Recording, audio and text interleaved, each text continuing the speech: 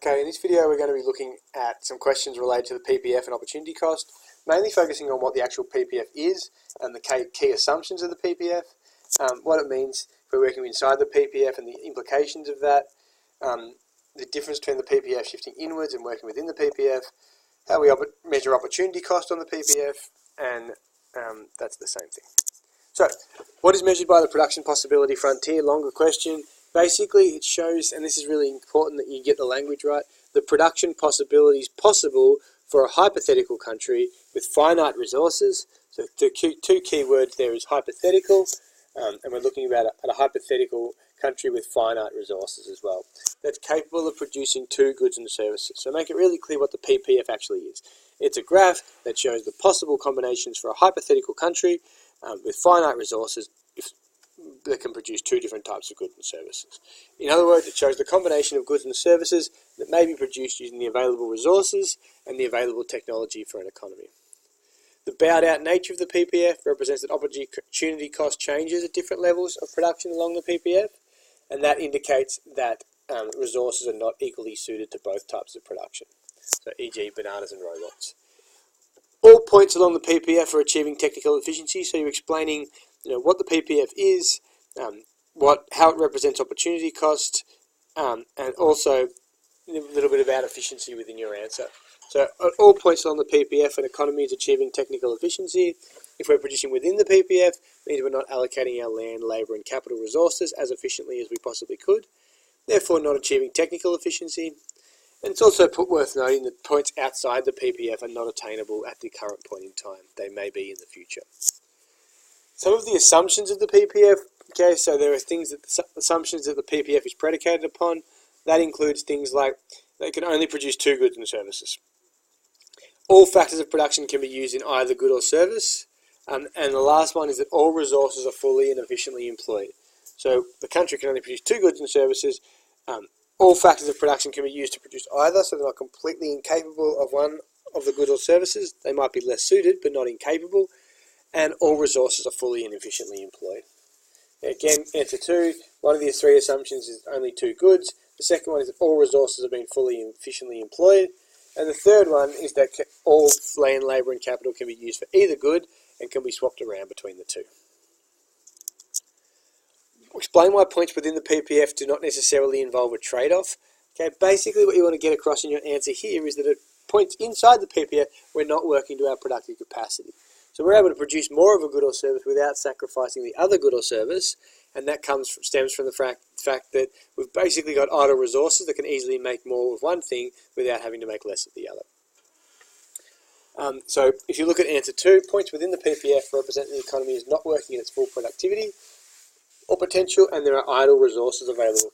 This means in order for more of a specific good or service to be made, we may not need to decide between producing more of one product or another. It might just be a matter of working harder and using our resources more efficiently. It doesn't necessarily have to be a trade-off. Why would the PPF be diagonal or linear? And basically it's diagonal or linear when resources are equally suited to both types of production. The opportunity cost is constant because whenever you make more of one product, you're giving up the same amount of the other product going forward. So it's the same opportunity cost the whole time because resources are equally suited to both types of production. Why the PPF is bowed outwards, provide an example with reference to two goods. Basically, it's bowed outwards because there's different skill sets or resources are not equally to both types of goods or services. As certain resources are more suited to production of iPhones and vice versa, as we produce more of one product, the opportunity cost of producing that product increases because you're shifting resources that aren't as suited to making that good or service. So if we go from making 0 to 1 laptop, for example, the opportunity cost is generally not very high because you're using the resources that were best suited to making that laptop.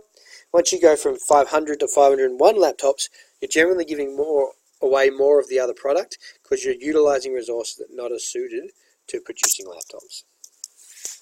Explain what is likely to happen to an economy's living standards if they produce within the PPF. This sort of question is very similar to, explain the impact on allocative efficiency that don't achieve technical efficiency.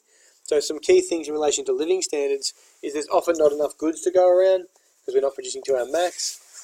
This can lead to lots of unemployment and underutilization because there are spare resources in the economy that we're not utilizing. So shortages unemployment, and the third one that's key is that often leads to lower incomes and rises in poverty levels.